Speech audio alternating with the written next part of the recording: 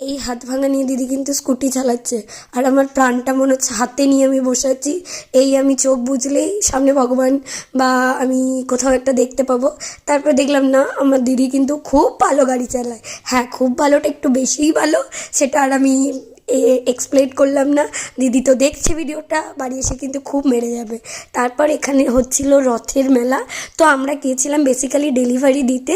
তো এখানে দেখতেই পাচ্ছ আমি এখানে জগন্নাথ দেবকে দেখে প্রণাম করে নিলাম, কারণ জগন্নাথ দেবটা দেখে এত অপূর্ব সুন্দর লাগছিল, আমার বেশ ভালো লাগছিল। আর ডেলিভারি দিতে গিয়ে তো একটা লোকের বাড়ির দিকে নজরই পড়লো। এই ফুলের গাছটা দেখো বাইরে রয়েছে, বাট পুরো ছাদটাকে কিন্তু কভার করে রয়েছে, বেশ ভালো লাগছে। এই ফুলটা ছোটোবেলায় মনে পড়ে, এই ফুলের কত হার বালা কানের বানিয়েছে। আর আমার কাস্টমার আমাকে দিয়ে দিল এই গরমে একটা ফুটি।